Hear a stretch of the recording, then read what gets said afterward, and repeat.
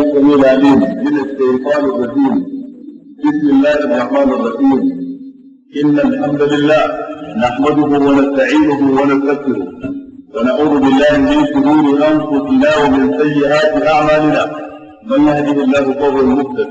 ومن يضلل فلن تجد له وليا مرشدا. وأشهد أن لا إله إلا الله وحده لا شريك له في أرضه وسمائه.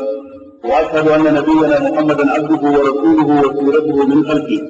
صلى الله عليه وعلى آله وأصحابه وذرياته ومن اهتدى بهديه إلى يوم الدين. السلام عليكم ورحمة الله.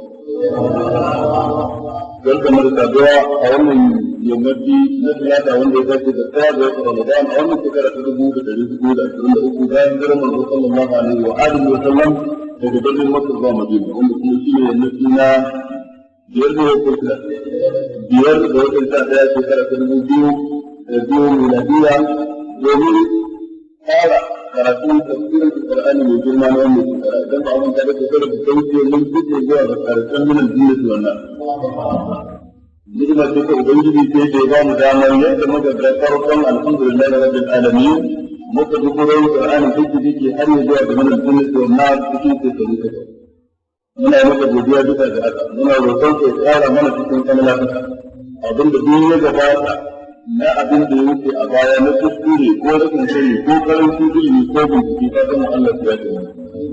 abin da kuma wato ainihin za mu fuskanta muna roƙon Ubangiji ta Allah ya nuna jagoranci wajen faɗin daidai da aikata daidai. Sannan kuma muna nan bisa ga tsarin da muke a kai na karantarwa don ko na tsarin tafsiri wato tsarin at-tafsir bil ma'qul bil ghalib ya kasance shine umda shine madogara wajen tafi ainihin ma'anoni da ya kamata mu koya a wannan Qur'ani. Ko ta aya za mu yi kokari a iya cikin kan karamin sanin menene dangantaka da sauran ayoyi na Qur'ani. Menene abin da yake fassara ta cikin hadisan manzo sallallahu alaihi wa sallam inda take. Menene maganganu na wannan magabata cikin sahabbai da aida ko tabi'ina. Domin kuma idan hali ya kama na yin bayani ko gabatarwa dangane da hukunce-hukunce na fiqh ba tare da wani watawa da yawa ba. ko kuma yin bayani na wujuhul i'rab ko wujuhul ijaz da cikin Qur'ani mai girma ko gurgudan hali hakan zai gudana da izinin Ubangiji. Allah ya mana jagoranci. Ya Allah ta'ala. أعوذ بالله من الشيطان الرجيم. بسم الله الرحمن الرحيم. لفظ أعوذ أصلك أعوذ wato kenan an samu alhamza ta daure aini to da wawu su zo bayan su na su hurufin illa ba su da karfin ɗaukar damma musamman a cikin damma akwai kuɗa sai aka ɗauke wannan damma aka mai da kan aini sai ya kasance wawu sun tarin ko an jata sai zan ko a'udu daga aza ya udu audan yin shaitan da rajim ina neman tsarin Allah ina neman kariyar Allah da kasangarsa ya tsare ni min shaitan daga shaitan. Lafazin shaitan yana nufin kowane irin kangararre kowane irin mai mummunan hali sawa'un cikin mutane ko aljanu. وكذلك جعلنا لكل نبي عدوا شياطين الانس والجن يوحي بعضهم الى بعض زخرف القول غرورا ولو شاء ربك ما فعلوه فذرهم ما يفترون. هذا لم يكن كان باوينا يستطيع ne kadai akan aljanu ba ya iya gaskatuwa akan aljan ya iya gaskatuwa akan dalal duk mutumin da ya kauce gaskiya da gangan bayan ya saba yana gare shi ya zama kenan illa ya ta zanto cewa sai dancin ka gwargwadon abin da ya fi waje gaskiya wani ya zo ne dan gaskiya zo ne dan Allah ya tsare mu dan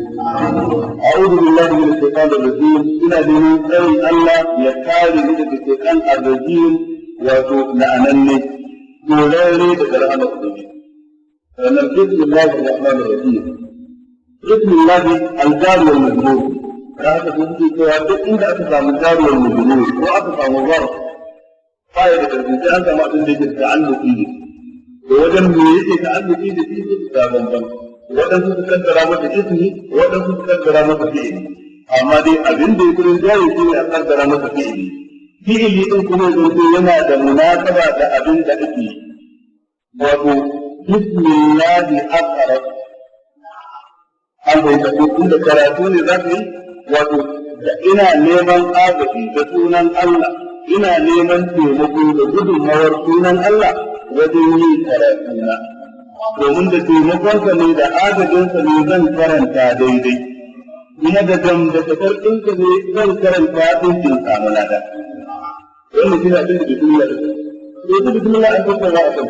shin bismillah aya ce daga cikin ayoyin suratul fatiha guda bakwai inda malamai sun yi ijma'i suratul fatiha ayoyin su guda bakwai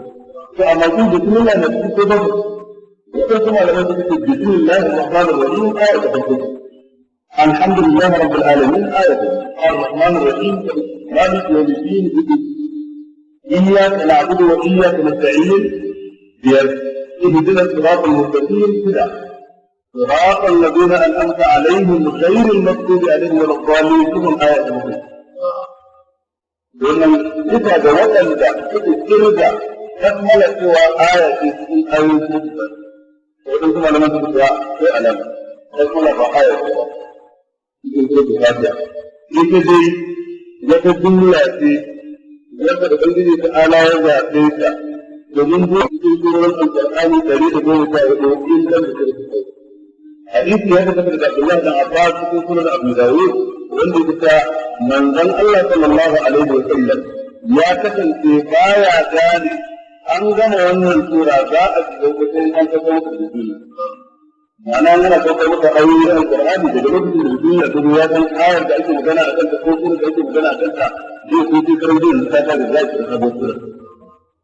lokacin da duniya da duniya ya isa abin da za a kawo maka da farkon sura ina abin da ke bambancewa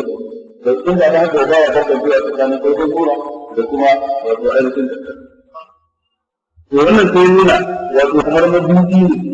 na kowace sura daga cikin kuma don alƙur'ani ne a cikin haka surutun fatiha da sauran surorin in banda surutun sau matsala ce da suka tsakanin mata bismillahir rahmanir rahim lafazin ar-rahman ar-rahim na dukkan ne guda biyu da ke kunshi rahmar ubangiji amma malamai sun sa bambam wajen ma'anarsu wajen suka ce da ar-rahman da ar-rahim sun ma'anarsu ar-rahman yana nufin mai rahama ar-rahim kuma mai rahama sai da ke kunshi da rahman kamar ba ta sabar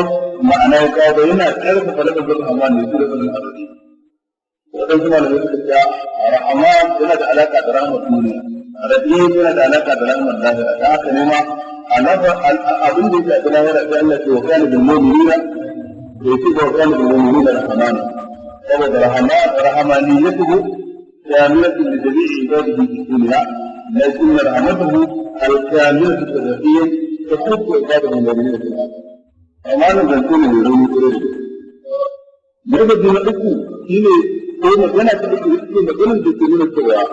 ماذا الرحمن جنة من تفنطور الله برحمة في أكرا أما لفظ الرحيم yana nufin sadar da rahama ta zuwa ga bayi yawan waɗannan bayi mummune ne kafirai ne ko da ya rahama Allah ta ta ba haka ce kuma kana Allah da mudiya ibadakum inna Allah bin nas la ra'ufun kadi bin nas kada Allah ya fara da mummune kuma ya dawo da shi Allah ne inna Allah bin nas la ra'ufun alam tara anna Allah sakkara lakum ma bil ardi wal fulka tajri fil ardi amri ويمسك السماء أن تقع على الأرض إلا بإذنه إن الله في الناس لما الناس يدعون إليه أما كما ذنب لكم أن تأتي إنه بهم رؤوف رحيم وذل كتاب ما قال النبي المهم لفظ الرحمن ينا نسك التنطور الله برحمته فأكل يقول بسيطة ذلك ترى حمان على وجه تعالى والذي يدل على الكفرة والامتلاء إذا أنت الجوآن أي الذي امتلأ جوعا حافظان الذي خلق به الحق ذلك جوعان حافظان غضبان لنا نتحقق بذاته وحق رحمان لنا نتحقق الرحمة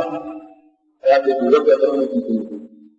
وتأكلوا هذا الذين يتكون ويكون الفتاة والذين هم بآياتنا يؤمنون فهذا ملائكنا تجدون بنا نفسك ربنا وسعت